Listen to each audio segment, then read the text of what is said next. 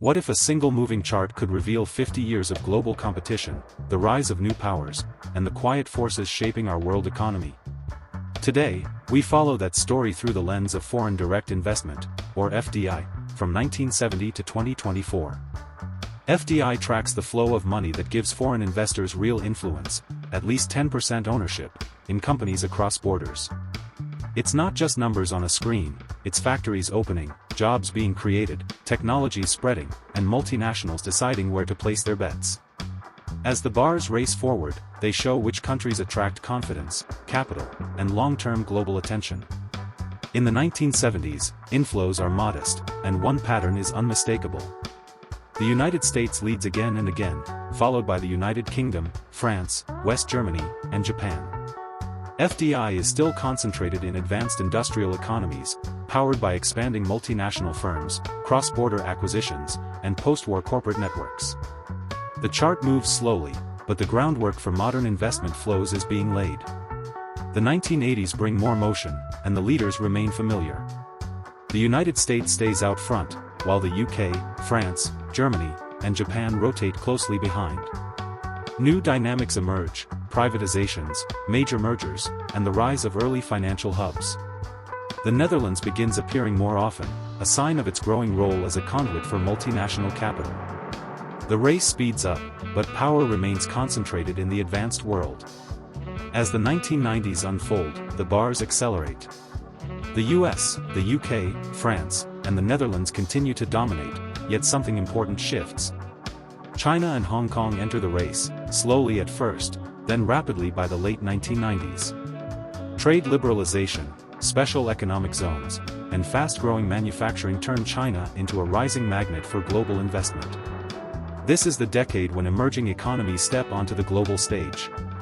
The 2000s bring the true rise of emerging markets, and the chart gains real energy.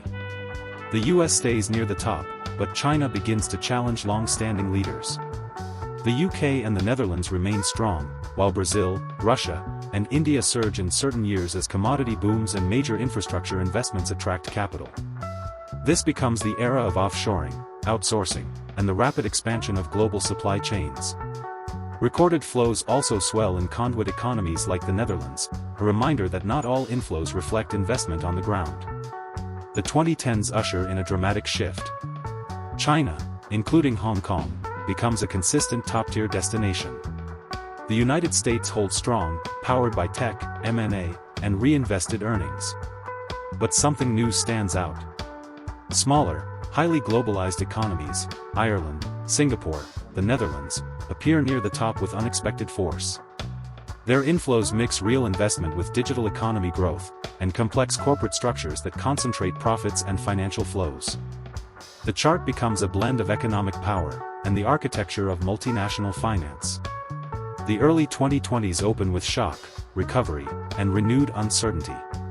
Yet through it all, two leaders remain remarkably consistent: the United States and China. Ireland records striking spikes in inflows, driven mostly by multinational realignments in tech and pharmaceuticals. India rises sharply, boosted by digital investment, major project announcements, and policy reforms. Singapore and the Netherlands continue to appear frequently, each for different reasons: Singapore as a regional services hub, the Netherlands as a financial conduit. The race becomes more unpredictable, reflecting a world reshaped by COVID, geopolitics, supply chain shifts, and new industrial strategies. From the 1970s to the 2020s, global FDI grows from a slow shuffle to a fast, shifting race.